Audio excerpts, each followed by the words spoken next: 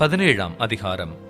பின்பு அவர் தம்முடைய சீஷர்களை நோக்கி, இடறல்கள் வராமல் போவது கூடாத காரியம். ஆகிலும் அவைகள் எவனால் வருகிறதோ அவனுக்கு ஐயோ! அவன் இந்த சிறுவரில் ஒருவனுக்கு இடறல் உண்டாக்குகிறதை பார்க்கிலும் அவனுடைய கழுத்தில் எந்திரக்கல் கட்டப்பட்டு அவன் சமுத்திரத்தில் தள்ளுண்டு போவது அவனுக்கு நலமாயிருக்கும். உங்களை குறித்து எச்சரிக்கையாயிருங்கள். உன் சகோதரன் உனக்கு விரோதமாய் குற்றஞ்செய்தால் அவனை கடிந்து கொள். அவன் மனஸ்தாபப்பட்டால் அவனுக்கு மன்னிப்பாயாக. அவன் ஒரு நாளில் 7 தரம் உனக்கு விரோதமாய் குற்றஞ்செய்து 7 தரமும் உன்னிடத்தில் வந்து நான் மனஸ்தாபப்படுகிறேன் என்று சொன்னால் அவனுக்கு மன்னிப்பாயாக என்றார். அப்பொழுது அப்போஸ்தலர் கர்த்தரை நோக்கி, எங்கள் விசுவாசத்தை வர்த்திக்க பண்ண வேண்டும் என்றார்கள். அதற்கு கர்த்தர், கடுகு விதையளவு விசுவாசம் உங்களுக்கு உண்டாயிருந்தால் நீங்கள் இந்த காட்டத்தி மரத்தை நோக்கி, நீ வேரோடே பிடுங்குண்டு கடலிலே நடப்படுவாயாக என்று சொல்ல அது உங்களுக்கு கீழ்ப்படியும். உங்களில் ஒருவனுடைய ஊழியக்காரன் உழுது அல்லது மந்தை மேய்த்த வயலிலிருந்து வரும்போது எஜமான் அவரை நோக்கி, நீ முன்பு போய் சாப்பிட்டு வா என்று அவனுக்குச் சொல்வானோ? நீ எனக்கு சாப்பாடு ஆயத்தம் பண்ணி அறை கட்டிக்கொண்டு நான் போஜனபானம் பண்ணும் அளவும் எனக்கு ஊழியஞ்செய். அதற்கு பின் நீ புசித்து குடிக்கலாம் என்று அவனுக்கு சொல்லுவான் அல்லவா? தான் கட்டளையிட்டவைகளை அந்த வேலைக்காரன் செய்ததற்காக அவனுக்கு உபச்சாரம் செய்வானோ? அப்படி செய்ய மாட்டானே. அப்படியே நீங்களும் உங்களுக்கு கட்டளையிடப்பட்ட யாவற்றையும் செய்த பின்பு, நாங்கள் அப்பிரயோஜனமான ஊழியக்காரர் செய்ய வேண்டிய கடமையை மாத்திரம் செய்தோம் என்று சொல்லுங்கள் என்றார். பின்பு அவர் எருசலேமுக்கு பிரயாணம் பண்ணுகையில் அவர் சமாரியா கலிலேயா எனும் நாடுகளின் வழியாக நடந்து போனார். அவர் ஒரு கிராமத்தில் பிரவேசித்த போது குஷ்டரோகமுள்ள மனுஷர் 10 பேர் அவருக்கு எதிராக வந்து தூரத்திலே நின்று, இயேசு ஐயரே, எங்களுக்கு இரங்கும் என்று சத்தமிட்டார்கள். அவர்களை அவர் பார்த்து, நீங்கள் போய் ஆசாரியர்களுக்கு உங்களை காண்பியுங்கள் என்றார். அந்தப்படி அவர்கள் போகையில் சுத்தமானார்கள். அவர்களில் ஒருவன் தான் ஆரோக்கியமானதைக் கண்டு திரும்பி வந்து உரத்த சத்தத்தோடே தேவனை மகிமைப்படுத்தி அவருடைய பாதத்தருகே முகம் குப்பர விழுந்து அவருக்கு ஸ்தோத்திரம் செலுத்தினான். அவன் சமாரியனாய் இருந்தான். அப்பொழுது இயேசு, சுத்தமானவர்கள் 10 பேர் அல்லவா? மற்ற 9 பேர் எங்கே? தேவனை மகிமைப்படுத்துகிறதற்கு இந்த அந்நியனை ஒழிய மற்றொருவனும் திரும்பி வர காணோமே என்று சொல்லி அவனை நோக்கி, நீ எழுந்து போ, உன் விசுவாசம் உன்னை ரட்சித்தது என்றார். தேவனுடைய ராஜ்யம் எப்பொழுது வருமென்று பரிசேயர் அவரிடத்தில் கேட்டபொழுது அவர்களுக்கு அவர் பிரதியுத்தரமாக, தேவனுடைய ராஜ்யம் பிரத்யட்சமாய் வராது. இதோ இங்கே என்றும் அதோ அங்கே என்றும் சொல்லப்படுகிறதற்கும் ஏதுவிராது. இதோ தேவனுடைய ராஜ்யம் உங்களுக்குள் இருக்கிறதே என்றார். பின்பு அவர் சீஷர்களை நோக்கி, மனுஷகுமாரனுடைய நாட்களில் ஒன்றை காண வேண்டுமென்று நீங்கள் ஆசைப்படும் காலம் வரும், ஆனாலும் அதை காண மாட்டீர்கள். இதோ இங்கே என்றும் அதோ அங்கே என்றும் சிலர் உங்களிடத்தில் சொல்லுவார்கள்.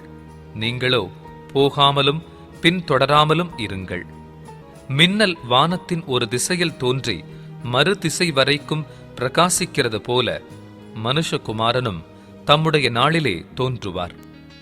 அதற்கு முன்பு அவர் அநேகம் பாடுபட்டு இந்த சந்ததியினால் ஆகாதவனென்று தள்ளப்பட வேண்டியதாய் இருக்கிறது. நோவாவின் நாட்களில் நடந்தது போல மனுஷகுமாரனுடைய நாட்களிலும் நடக்கும். நோவா பேழைக்குள் பிரவேசித்த நாள் வரைக்கும் ஜனங்கள் புசித்து குடித்தார்கள், பெண் கொண்டு கொடுத்தார்கள். ஜலப்பிரளயம் வந்து எல்லாரையும் அழித்து போட்டது. லோத்தினுடைய நாட்களில் நடந்தது போலவும் நடக்கும். ஜனங்கள் புசித்தார்கள், குடித்தார்கள், கொண்டார்கள், விற்றார்கள், நட்டார்கள், கட்டினார்கள். லோத்து சோதோமை விட்டு புறப்பட்ட நாளிலே வானத்திலிருந்து அக்கினியும் கந்தகமும் வருஷித்து எல்லாரையும் அழித்து போட்டது. மனுஷகுமாரன் வெளிப்படும் நாளிலும் அப்படியே நடக்கும். அந்த நாளிலே வீட்டின் மேல் இருப்பவன் வீட்டிலுள்ள தன் பண்டங்களை எடுத்து கொண்டு போக இறங்காமல் இருக்க கடவன். அப்படியே வயலில் இருக்கிறவன் பின்னிட்டு திரும்பாமலும் இருக்க கடவன். லோத்தின் மனைவியை நினைத்துக் கொள்ளுங்கள். தன் ஜீவனை இரட்சிக்க வகை தேடுகிறவன் அதை இழந்து போவான். இழந்து போகிறவன் அதை உயிர்ப்பித்துக் கொள்ளுவான். அந்த ராத்திரியில் ஒரே படுக்கையில் படுத்திருக்கிற 2 பேரில் ஒருவன் ஏற்றுக்கொள்ளப்படுவான், மற்றவன் கைவிடப்படுவான். திரிகை திரிக்கிற 2 ஸ்திரீகளில் ஒருத்தி ஏற்றுக்கொள்ளப்படுவாள், மற்றவள் கைவிடப்படுவாள். வயலில் இருக்கிற 2 பேரில் ஒருவன் ஏற்றுக்கொள்ளப்படுவான், மற்றவன் கைவிடப்படுவான் என்று உங்களுக்கு சொல்லுகிறேன் என்றார். அவர்கள் அவருக்கு பிரதியுத்தரமாக, எங்கே ஆண்டவரே என்றார்கள். அதற்கு அவர், பிணம் எங்கேயோ அங்கே கழுகுகள் வந்து கூடும் என்றார். 18ஆம் அதிகாரம். சோர்ந்து போகாமல் எப்பொழுதும் ஜெபம் பண்ண வேண்டும் என்பதை குறித்து அவர்களுக்கு அவர் ஒரு உவமையைச் சொன்னார். ஒரு பட்டணத்திலே ஒரு நியாயாதிபதி இருந்தான். அவன் தேவனுக்கு பயப்படாதவனும் மனுஷரை மதியாதவனுமாயிருந்தான். அந்த பட்டணத்திலே ஒரு விதவையும் இருந்தாள். அவள் அவனிடத்தில் போய், எனக்கும் என் எதிராளிக்கும் இருக்கிற காரியத்தில் எனக்கு நியாயம் செய்ய வேண்டும் என்று விண்ணப்பம் பண்ணினாள். வெகுநாள் வரைக்கும் அவனுக்கு மனதில்லாதிருந்தது. பின்பு அவன், நான் தேவனுக்கு பயப்படாமலும் மனுஷரை மதியாமலும் இருந்தும் இந்த விதவை என்னை எப்பொழுதும் தொந்தரவு செய்கிறபடியினால் இவள் அடிக்கடி வந்து என்னை அலட்டாதபடி இவளுக்கு நியாயம் செய்ய வேண்டும் என்று தனக்குள்ளே சொல்லிக் கொண்டான் என்றார். பின்னும் கர்த்தர் அவர்களை நோக்கி, அநீதியுள்ள அந்த நியாயாதிபதி சொன்னதை சிந்தித்துப் பாருங்கள். அந்தப்படியே தேவன் தம்மை நோக்கி இரவும் பகலும் கூப்பிடுகிறவர்களாகிய தம்மால் தெரிந்து கொள்ளப்பட்டவர்களின் விஷயத்தில் நீடிய பொறுமையுள்ளவராயிருந்து அவர்களுக்கு நியாயம் செய்யாமலிருப்பாரோ? சீக்கிரத்திலே அவர்களுக்கு நியாயம் செய்வார் என்று உங்களுக்கு சொல்லுகிறேன். ஆகிலும் மனுஷகுமாரன் வரும்போது பூமியிலே விசுவாசத்தை காண்பாரோ என்றார். அன்றியும் தங்களை நீதிமான்கள் என்று நம்பி மற்றவர்களை அற்பமாய் எண்ணின சிலரை குறித்து அவர் ஒரு உவமையைச் சொன்னார். 2 மனுஷர் ஜெபம் பண்ணும்படி தேவாலயத்துக்கு போனார்கள். ஒருவன் பரிசேயன், மற்றவன் ஆயக்காரன். பரிசேயன் நின்று, தேவனே, நான் பரிகாரர், அநியாயக்காரர், விபச்சாரக்காரர் ஆகிய மற்ற மனுஷரைப் போலவும் இந்த ஆயக்காரனைப் போலவும் இராததனால் உம்மை ஸ்தோத்திரிக்கிறேன். வாரத்தில் 2 தரம் உபவாசிக்கிறேன். என் சம்பாத்தியத்திலெல்லாம் தசம பாகம் செலுத்தி வருகிறேன் என்று தனக்குள்ளே ஜெபம் பண்ணினான். ஆயக்காரன் தூரத்திலே நின்று தன் கண்களையும் வானத்துக்கு ஏறெடுக்க துணியாமல் தன் மார்பிலே அடித்துக்கொண்டு, தேவனே, பாவியாகி என்மேல் கிருபையாயிரும் என்றான். அவனல்ல, இவனே நீதிமானாக்கப்பட்டவனாய் தன் வீட்டுக்கு திரும்பி போனான் என்று உங்களுக்குச் சொல்லுகிறேன். ஏனெனில் தன்னை உயர்த்துகிறவன் எவனும் தாழ்த்தப்படுவான், தன்னை தாழ்த்துகிறவன் உயர்த்தப்படுவான் என்றார். பின்பு குழந்தைகளையும் அவர் தொடும்படிக்கு அவர்களை அவரிடத்தில் கொண்டு வந்தார்கள். சீஷர்கள் அதைக் கண்டு கொண்டு வந்தவர்களை அதட்டினார்கள். இயேசுவோ அவைகளை கொண்டு வரும்படி கட்டளையிட்டு, சிறு பிள்ளைகள் என்னிடத்தில் வருகிறதற்கு இடம் கொடுங்கள், அவைகளை தடை பண்ணாதிருங்கள், தேவனுடைய ராஜ்யம் அப்படிப்பட்டவர்களுடையது. எவனாகிலும் சிறு பிள்ளையைப் போல் தேவனுடைய ராஜ்யத்தை ஏற்றுக்கொள்ளாவிட்டால் அதில் பிரவேசிக்க மாட்டான் என்று மெய்யாகவே உங்களுக்கு சொல்லுகிறேன் என்றார். அப்பொழுது தலைவன் ஒருவன் அவரை நோக்கி, நல்ல போதகரே, நித்திய ஜீவனை சுதந்தரித்துக் கொள்வதற்கு நான் என்ன செய்ய வேண்டும் என்று கேட்டான். அதற்கு இயேசு, நீ என்னை நல்லவன் என்று சொல்வானேன்? தேவன் ஒருவர் தவிர நல்லவன் ஒருவனும் இல்லையே. விபசாரம் செய்யாதிருப்பாயாக, கொலை செய்யாதிருப்பாயாக, களவு செய்யாதிருப்பாயாக, பொய்ச்சாட்சி சொல்லாதிருப்பாயாக, உன் தகப்பனையும் உன் தாயையும் கனம் பண்ணுவாயாக என்கிற கற்பனைகளை நீ அறிந்திருக்கிறாயே என்றார். அதற்கு அவன், இவைகளையெல்லாம் என் சிறு வயது முதல் கைக்கொண்டிருக்கிறேன் என்றான். இயேசு அதை கேட்டு, இன்னும் உன்னிடத்தில் ஒரு குறைவு உண்டு. உனக்கு உண்டானவைகளையெல்லாம் விற்று தரித்திரருக்கு கொடு, அப்பொழுது பரலோகத்திலே உனக்கு பொக்கிஷம் உண்டாயிருக்கும். பின்பு என்னை பின்பற்றி வா என்றார். அவன் அதிக ஐஸ்வர்யமுள்ளவனானபடியினால் இதை கேட்டபொழுது மிகுந்த துக்கமடைந்தான். அவன் மிகுந்த துக்கமடைந்ததை இயேசு கண்டு, ஐஸ்வர்யமுள்ளவர்கள் தேவனுடைய ராஜ்யத்தில் பிரவேசிப்பது எவ்வளவு அரிதாயிருக்கிறது! ஐஸ்வர்யவான் தேவனுடைய ராஜ்யத்தில் பிரவேசிப்பதை பார்க்கிலும் ஒட்டகமானது ஊசியின் காதிலே நுழைவது எளிதாயிருக்கும் என்றார். அதை கேட்டவர்கள், அப்படியானால் யார் ரட்சிக்கப்படக்கூடும் என்றார்கள். அதற்கு அவர், மனுஷரால் கூடாதவைகள் தேவனால் கூடும் என்றார். அப்பொழுது பேதுரு அவரை நோக்கி, இதோ நாங்கள் எல்லாவற்றையும் விட்டு உம்மை பின்பற்றினோமே என்றான். அதற்கு அவர், தேவனுடைய ராஜ்யத்தின் நிமித்தம் வீட்டையாவது, பெற்றாரையாவது, சகோதரரையாவது, மனைவியையாவது, பிள்ளைகளையாவது விட்டுவிட்ட எவனும் இம்மையிலே அதிகமானவைகளையும் மறுமையிலே நித்திய ஜீவனையும் அடையாமற் போவதில்லை என்று மெய்யாகவே உங்களுக்குச் சொல்லுகிறேன் என்றார். பின்பு அவர் 12 தம்மிடத்தில் அழைத்து, இதோ எருசலேமுக்குப் போகிறோம். மனுஷகுமாரனை குறித்து தீர்க்கதரிசிகளால் எழுதப்பட்டவைகள் எல்லாம் நிறைவேறும். எப்படியெனில் அவர் புறஜாதியாரிடத்தில் ஒப்புக் கொடுக்கப்பட்டு பரியாசமும் நிந்தையும் அடைந்து துப்பப்படுவார். அவரை வாரினால் அடித்து கொலை செய்வார்கள். 3ஆம் நாளிலே அவர் உயிரோடே எழுந்திருப்பார் என்றார். இவைகளில் ஒன்றையும் அவர்கள் உணரவில்லை. அவைகளின் பொருள் அவர்களுக்கு மறைவாயிருந்தது. அவர் சொன்னவைகளை அவர்கள் அறிந்து கொள்ளவில்லை. பின்பு அவர் எரிகோவுக்குச் சமீபமாய் வரும்போது ஒரு குருடன் வழியருகே உட்கார்ந்து பிச்சை கேட்டுக் கொண்டிருந்தான். ஜனங்கள் நடக்கிற சத்தத்தை அவன் கேட்டு இதென்ன என்று விசாரித்தான்.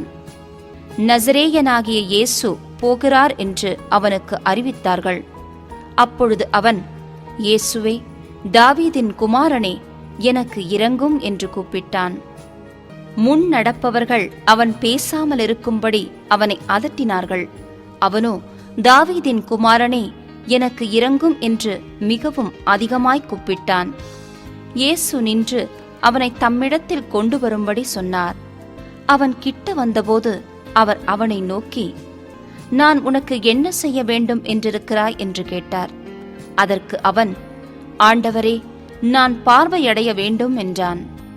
இயேசு அவனை நோக்கி, நீ பார்வையடைவாயாக, உன் விசுவாசம் உன்னை ரட்சித்தது என்றார். உடனே அவன் பார்வையடைந்து தேவனை மகிமைப்படுத்திக் கொண்டே அவருக்கு பின் சென்றான். ஜனங்கள் எல்லாரும் அதைக் கண்டு தேவனை புகழ்ந்தார்கள். 19ஆம் அதிகாரம்.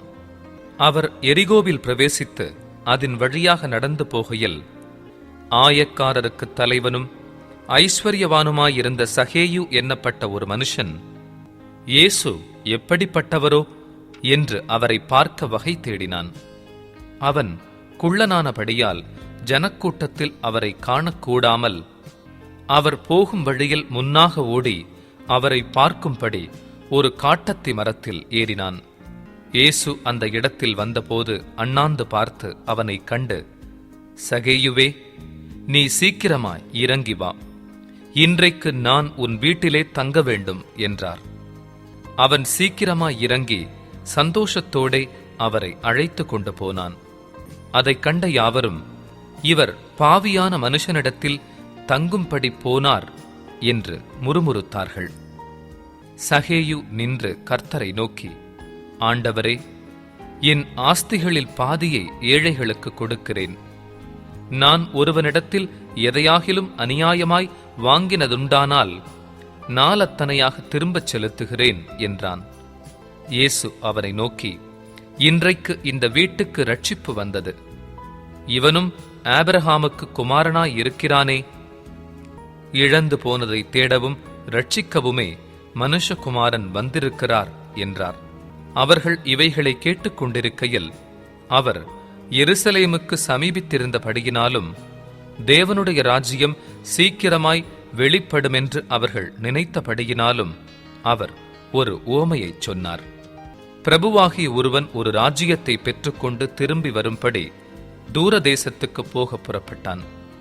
புறப்படும் போது அவன் தன் ஊழியக்காரரில் 10 பேரை அழைத்து அவர்களிடத்தில் 10 ஊராத்தல் திரவியம் கொடுத்து, நான் திரும்பி வருமளவும் இதை கொண்டு வியாபாரம் பண்ணுங்கள் என்று சொன்னான். அவனுடைய ஊரார் அவனை பகைத்து, இவன் எங்கள் மேல் ராஜாவா இருக்கிறது எங்களுக்கு மனதில்லை என்று சொல்லும்படி அவன் பின்னே ஸ்தானாதிபதிகளை அனுப்பினார்கள். அவன் ராஜ்யத்தை பெற்றுக்கொண்டு திரும்பி வந்தபோது தன்னிடத்தில் திரவியம் வாங்கியிருந்த அந்த ஊழியக்காரரில் அவனவன் வியாபாரம் பண்ணி சம்பாதித்தது இவ்வளவென்று அறியும்படி அவர்களை தன்னிடத்தில் அழைத்து வரச் சொன்னான். அப்பொழுது முந்தினவன் வந்து, ஆண்டவனே, உம்முடைய ராத்தலினால் 10 ராத்தல் ஆதாயம் கிடைத்தது என்றான். எஜமான் அவரை நோக்கி, நல்லது உத்தம ஊழியக்காரனே, நீ கொஞ்சத்தில் உண்மையுள்ளவனாய் இருந்தபடியால் 10 பட்டணங்களுக்கு அதிகாரியாய் இரு என்றான். அப்படியே 2ஆம் ஊழியக்காரன் வந்து, ஆண்டவனே, உம்முடைய ராத்தலினால் 5 ராத்தல் ஆதாயம் கிடைத்தது என்றான். அவனையும் அவன் நோக்கி, நீயும் 5 பட்டணங்களுக்கு அதிகாரியாய் இரு என்றான். பின்பு வேறொருவன் வந்து, ஆண்டவனே, இதோ உம்முடைய ராத்தல், இதை ஒரு சீலையிலே வைத்திருந்தேன். நீர் வைக்காததை எடுக்கிறவரும் விதைக்காததை அறுக்கிறவருமான கடினமுள்ள மனுஷனென்று அறிந்து உமக்கு பயந்திருந்தேன் என்றான். அதற்கு அவன், பொல்லாத ஊழியக்காரனே, உன் வாய்ச்சொல்லைக் கொண்டே உன்னை நியாயம் தீர்க்கிறேன். நான் வைக்காததை எடுக்கிறவனும் விதைக்காததை அறுக்கிறவனுமான கடினமுள்ள மனுஷனென்று அறிந்தாயே, பின்னை ஏன் நீ என் திரவியத்தை காசுக்கடையிலே வைக்கவில்லை? வைத்திருந்தால் நான் வரும்போது அதை வட்டியோடே வரப்பற்றிக் கொள்வேனே என்று சொல்லி சமீபமாய் நிற்கிறவர்களை நோக்கி அந்த ராத்தலை அவன் கையிலிருந்தெடுத்து 10 ராத்தல் உள்ளவனுக்கு கொடுங்கள் என்றான். அதற்கு அவர்கள், ஆண்டவனே, அவனுக்கு 10 ராத்தல் இருக்கிறதே என்றார்கள்.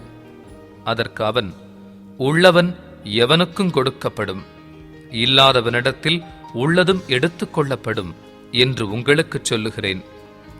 அன்றியும் தங்கள் மேல் நான் ராஜாவாகிறதற்கு மனதில்லாதிருந்தவர்களாகிய என்னுடைய சத்துருக்களை இங்கே கொண்டு வந்து எனக்கு முன்பாக வெட்டி போடுங்கள் என்று சொன்னான் என்றார். இவைகளை அவர் சொன்ன பின்பு எருசலேமுக்கு புறப்பட்டு முந்தி நடந்து போனார். அவர் ஒலிவமலை எண்ணப்பட்ட மலையின் அருகான பெத்பகே பெத்தானியா எனும் ஊர்களுக்கு சமீபித்த போது தம்முடைய சீஷரில் 2 பேரை நோக்கி, உங்களுக்கு எதிரே இருக்கிற கிராமத்துக்கு போங்கள். அதிலே பிரவேசிக்கும் போது மனுஷரில் ஒருவனும் ஒரு காலும் ஏறியிராத கழுதை குட்டியை கட்டியிருக்க காண்பீர்கள். அதை அவிழ்த்து கொண்டு வாருங்கள். அதை ஏன் அவிழ்க்கிறீர்கள் என்று யாராவது உங்களிடத்தில் கேட்டால் அது ஆண்டவருக்கு வேண்டும் என்று சொல்லுங்கள் என்றார். அனுப்பப்பட்டவர்கள் போய் தங்களுக்கு அவர் சொன்னபடியே கண்டார்கள். கழுதை குட்டியை அவர்கள் அவிழ்க்கும் போது அதற்கு உடையவர்கள், குட்டியை ஏன் அவிழ்க்கிறீர்கள் என்று கேட்டார்கள். அதற்கு அவர்கள், அது ஆண்டவருக்கு வேண்டுமென்று சொல்லி அதை இயேசுவினிடத்தில் கொண்டு வந்து தங்கள் வஸ்திரங்களை அதின்மேல் போட்டு இயேசுவை அதின்மேல் ஏற்றினார்கள். அவர் போகையில் அவர்கள் தங்கள் வஸ்திரங்களை வழியிலே விரித்தார்கள். அவர் ஒலிவமலையின் அடிவாரத்துக்கு சமீபமாய் வருகையில் திரளான கூட்டமாகிய சீஷர் எல்லாரும் தாங்கள் கண்ட சகல அற்புதங்களையும் குறித்து சந்தோஷப்பட்டு, கர்த்தருடைய நாமத்தினாலே வருகிற ராஜா ஸ்தோத்தரிக்கப்பட்டவர், பரலோகத்திலே சமாதானமும் உன்னதத்திலே மகிமையும் உண்டாவதாக என்று மிகுந்த சத்தத்தோடே தேவனை புகழ்ந்தார்கள். அப்பொழுது கூட்டத்திலிருந்த பரிசேயரில் சிலர் அவரை நோக்கி, போதகரே, உம்முடைய சீஷரை அதட்டும் என்றார்கள். அவர்களுக்கு அவர் பிரதியுத்தரமாக, இவர்கள் பேசாமலிருந்தால் கல்லுகளே கூப்பிடும் என்று உங்களுக்கு சொல்லுகிறேன் என்றார். அவர் சமீபமாய் வந்தபோது நகரத்தை பார்த்து அதற்காக கண்ணீர் விட்டழுது, உனக்கு கிடைத்த இந்த நாளிலாகிலும் உன் சமாதானத்துக்கு ஏற்றவைகளை நீ அறிந்திருந்தாயானால் நலமாயிருக்கும். இப்பொழுதோ அவைகள் உன் கண்களுக்கு மறைவாய் இருக்கிறது. உன்னை சந்திக்கும் காலத்தை நீ அறியாமற் போனபடியால் உன் சத்துருக்கள் உன்னைச் சூழ மதில் போட்டு உன்னை வளைந்து கொண்டு எப்பக்கத்திலும் உன்னை நெருக்கி உன்னையும் உன்னிலுள்ள உன் பிள்ளைகளையும் தரையாக்கிப் போட்டு உன்னிடத்தில் ஒரு கல்லின் மேல் ஒரு கல்லிராதபடி செய்யும் நாட்கள் உனக்கு வரும் என்றார். பின்பு அவர் தேவாலயத்தில் பிரவேசித்து அதிலே விற்கிறவர்களையும் கொள்ளுகிறவர்களையும் புறம்பே துரத்தத் தொடங்கி, என்னுடைய வீடு ஜெப வீடாயிருக்கிறதென்று எழுதியிருக்கிறது, நீங்களோ அதை கள்ளர் குகையாக்கினீர்கள் என்றார். அவர் நாடோறும் தேவாலயத்தில் உபதேசம் பண்ணிக் கொண்டிருந்தார். பிரதான ஆசாரியரும் வேதபாரகரும் ஜனத்தின் மூப்பரும் அவரை கொலை செய்ய வகை தேடியும் ஜனங்கள் எல்லாரும் அவருக்கு செவி கொடுத்து அவரை அண்டிக் கொண்டிருந்தபடியால் அதை இன்னபடி செய்யலாமென்று வகை காணாதிருந்தார்கள். 20ஆம் அதிகாரம். அந்நாட்களில் ஒன்றில் அவர் தேவாலயத்திலே ஜனங்களுக்கு உபதேசித்து சுவிசேஷத்தை பிரசங்கித்தபோது பிரதான ஆசாரியரும் வேதபாரகரும் மூப்பரும் அவரிடத்தில் கூடி வந்து, நீர் எந்த அதிகாரத்தினால் இவைகளைச் செய்கிறீர்? இந்த அதிகாரத்தை உமக்கு கொடுத்தவர் யார்? அதை எங்களுக்குச் சொல்லும் என்றார்கள். அவர்களுக்கு அவர் பிரதியுத்தரமாக, நானும் உங்களிடத்தில் ஒரு காரியத்தை கேட்கிறேன், அதை எனக்குச் சொல்லுங்கள். யோவான் கொடுத்த ஸ்நானம் தேவனால் உண்டாயிற்றோ மனுஷரால் உண்டாயிற்றோ என்று கேட்டார். அவர்கள் தங்களுக்குள்ளே யோசனை பண்ணி, தேவனால் உண்டாயிற்று என்று சொல்வோமானால் பின்ன ஏன் அவனை விசுவாசிக்கவில்லை என்று கேட்பார். மனுஷரால் உண்டாயிற்று என்று சொல்வோமானால் ஜனங்கள் எல்லாரும் யோவானை தீர்க்கதரிசி என்று எண்ணுகிறபடியினால் நம்மேல் கல்லெறிவார்கள் என்று சொல்லி, அது யாரால் உண்டாயிற்றோ எங்களுக்கு தெரியாது என்று பிரதியுத்தரம் சொன்னார்கள். அப்பொழுது இயேசு, நானும் இன்ன அதிகாரத்தினால் இவைகளை செய்கிறேன் என்று உங்களுக்கு சொல்லேன் என்றார். பின்பு அவர் ஜனங்களுக்குச் சொல்லத் தொடங்கின உவமையாவது, ஒரு மனுஷன் ஒரு திராட்சத் தோட்டத்தை உண்டாக்கி அதை தோட்டக்காரருக்கு குத்தகையாக விட்டு நெடுநாளாக புறதேசத்துக்கு போயிருந்தான். அந்த தோட்டக்காரர் திராட்சத் தோட்டத்தின் கனிகளில் தன் பாகத்தை கொடுத்தனுப்பும்படி பருவகாலத்திலே அவர்களிடத்தில் ஒரு ஊழியக்காரனை அனுப்பினான். அந்த தோட்டக்காரர் அவனை அடித்து வெறுமையாக அனுப்பிவிட்டார்கள். பின்பு அவன் வேறொரு ஊழியக்காரனை அனுப்பினான். அவனையும் அவர்கள் அடித்து அவமானப்படுத்தி வெறுமையாக அனுப்பிவிட்டார்கள். அவன் மூன்றாந்தரமும் ஒரு ஊழியக்காரனை அனுப்பினான். அவனையும் அவர்கள் காயப்படுத்தி துரத்திவிட்டார்கள். அப்பொழுது திராட்சத் தோட்டத்தின் எஜமான், நான் என்ன செய்யலாம்? எனக்கு பிரியமான குமாரனை அனுப்பினால் அவனையாகிலும் கண்டு அஞ்சுவார்கள் என்று எண்ணி அவனை அனுப்பினான். தோட்டக்காரர் அவனை கண்டபோது, இவன் சுதந்திரவாளி, சுதந்திரம் நம்முடையதாகும்படிக்கு இவனை கொல்லுவோம் வாருங்கள் என்று ஒருவரோடொருவர் சொல்லிக்கொண்டு அவனை திராட்சத் தோட்டத்திற்கு புறம்பே தள்ளி கொன்று போட்டார்கள். இப்படி இருக்க திராட்சத் தோட்டத்தின் எஜமான் அவர்களை என்ன செய்வான்? அவன் வந்து அந்த தோட்டக்காரரை சங்கரித்து திராட்சத் தோட்டத்தை வேறு தோட்டக்காரரிடத்தில் கொடுப்பான் அல்லவா என்றார். அவர்கள் அதை கேட்டு, அப்படியாகாதிருப்பதாக என்றார்கள். அப்பொழுது அவர் அவர்களை பார்த்து, வீடு கட்டுகிறவர்கள் ஆகாதென்று தள்ளின கல்லே மூலைக்கு தலைக்கல்லாயிற்று என்று எழுதியிருக்கிற வேத வாக்கியத்தின் கருத்தென்ன? அந்த கல்லின் மேல் விழுகிறவன் எவனோ அவன் நொறுங்கிப் போவான், அது எவன் மேல் விழுமோ அவனை நசுக்கிப் போடும் என்றார். பிரதான ஆசாரியரும் வேத பாரகரும் தங்களை குறித்து இந்த உவமையை சொன்னார் என்று அறிந்து அந்நேரத்திலே அவரை பிடிக்க வகை தேடியும் ஜனங்களுக்கு பயந்திருந்தார்கள். அவர்கள் சமயம் பார்த்து தேசாதிபதியின் ஆளுகைக்கும் அதிகாரத்துக்கும் அவரை ஒப்புக் கொடுக்கும்படி அவருடைய பேச்சிலே குற்றம் கண்டு பிடிக்கலாம் என்று தங்களை உண்மையுள்ளவர்களாய் காண்பிக்கிற வேவுகாரரை அவரிடத்தில் அனுப்பினார்கள். அவர்கள் வந்து, போதகரே, நீர் நிதானமாய் பேசி உபதேசிக்கிறீரென்றும் முகதாட்சண்யம் இல்லாமல் தேவனுடைய மார்க்கத்தை சத்தியமாய் போதிக்கிறீர் என்றும் அறிந்திருக்கிறோம். ராயனுக்கு வரி கொடுக்கிறது நியாயமோ அல்லவோ? எங்களுக்கு சொல்லும் என்று கேட்டார்கள். அவர்களுடைய தந்திரத்தை அவர் அறிந்து, நீங்கள் என்னை ஏன் சோதிக்கிறீர்கள்? ஒரு பணத்தை எனக்கு காண்பியுங்கள், இதில் இருக்கிற சொரூபமும் மேலெழுத்தும் யாருடையது என்று கேட்டார். அதற்கு அவர்கள், ராயனுடையது என்றார்கள். அதற்கு அவர், அப்படியானால் ராயனுடையதை ராயனுக்கும் தேவனுடையதை தேவனுக்கும் செலுத்துங்கள் என்றார். அவர்கள் அவரை ஜனங்களுக்கு முன்பாக பேச்சிலே குற்றம் பிடிக்க கூடாமல் அவர் சொன்ன உத்தரவை குறித்து ஆச்சரியப்பட்டு மௌனமாயிருந்தார்கள். உயிர்த்தெழுதல் இல்லை என்று சாதிக்கிற சதுசேயரில் சிலர் அவரிடத்தில் வந்து, போதகரே, ஒருவன் மனைவியை உடையவனாயிருந்து பிள்ளை இல்லாமல் இறந்து போனால் அவனுடைய சகோதரன் அவன் மனைவியை விவாகம் பண்ணி தன் சகோதரனுக்கு சந்தானம் உண்டாக்க வேண்டும் என்று மோசே எங்களுக்கு எழுதி வைத்திருக்கிறாரே. சகோதரர் 7 பேர் இருந்தார்கள். அவர்களில் மூத்தவன் ஒரு பெண்ணை விவாகம் பண்ணி பிள்ளை இல்லாமல் இறந்து போனான். பின்பு 2ஆம் சகோதரன் அவளை விவாகம் பண்ணி அவனும் பிள்ளை இல்லாமல் இறந்து போனான். 3ஆம் சகோதரனும் அவளை விவாகம் பண்ணினான். அப்படியே 7 பேரும் அவளை விவாகம் பண்ணி பிள்ளை இல்லாமல் இறந்து போனார்கள். எல்லாருக்கும் பின்பு அந்த ஸ்திரீயும் இறந்து போனாள்.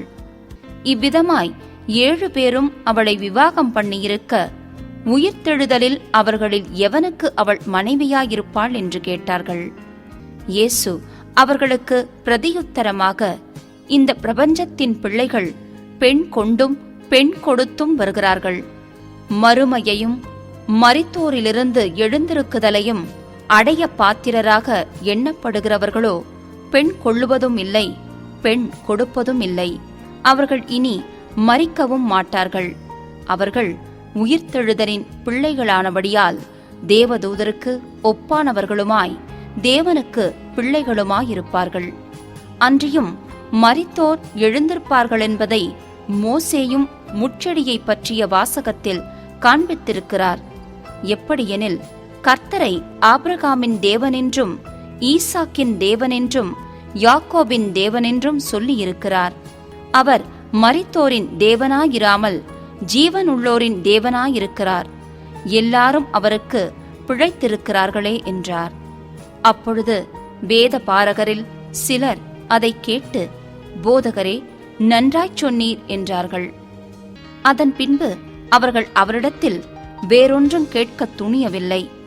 அவர் அவர்களை நோக்கி, கிறிஸ்து தாவீதின் குமாரன் என்று எப்படி சொல்லுகிறார்கள்?